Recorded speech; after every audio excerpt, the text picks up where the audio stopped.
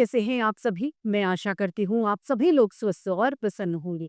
आज हम हमारा पाठ सच्ची मित्रता को पढ़ेंगे और समझेंगे। आइए शुरू करते हैं इस पाठ को। यह है पाठ 10, सच्ची मित्रता यानी सच्ची दोस्ती।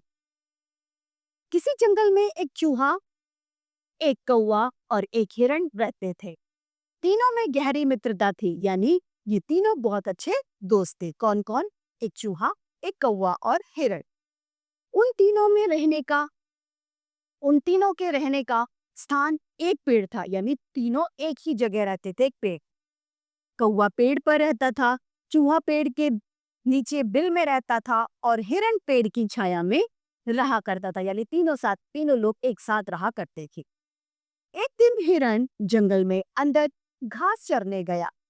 जब सायंकाल यानी संध्या के समय तब हिरण वापस नहीं लौटा, तो चूहे और कौवे को अपने मित्र की चिंता सताने लगी, यानी अब वो परेशान हो गई कि हमारा मित्र अब तक क्यों नहीं आया। चूहे ने कौवे से कहा, कहीं हिरण किसी मुसीबत में तो न पड़ गया।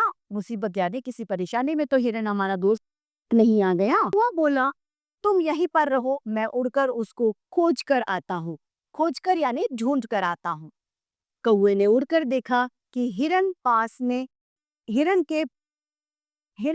में ही एक शिकारी के जाल में फंसा हुआ था। कौवे ने हिरण से कहा, मित्र घबराना नहीं, मैं अभी चूहे को लेकर आता हूँ। जब कौवा उड़ के गया तो उससे क्या देखा कि हिरण जाल में फंसा हुआ है शिकारी के। अब वो जाके हिरण को कहता है, तुम परेशान मत होना, मैं अभी चूहे को लेकर आता हूँ। कौवा वापस लौट आया, उसने सारी बात चूहे को बता दी। चूहा बोला, मुझे अभी वहां ले चलो। वे दोनों हिरण के पास गए और कौवे ने हिरण से कहा, चूहा जाल काटेगा और मैं पेड़ के ऊपर बैठकर शिकारी को देखता रहूंगा।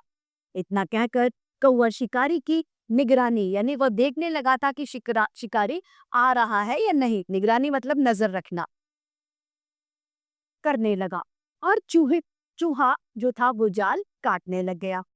चूहे ने अपने तेज दांतों से जल्दी जल्दी जाल काट दिया। जाल कटते ही हिरण आजाद हो गया और अपने मित्र के साथ अपने घर पहुंच गया।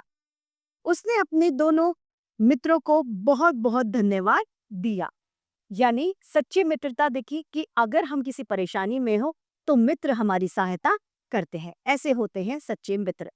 तो इसी के साथ ये पाठ समाप्त होता है और उम्मीद करती हूँ सभी को ये पाठ भली भांति रूप से समझ में आया होगा। आज के लिए इतना ही, फिर मिलते हैं। धन्यवाद।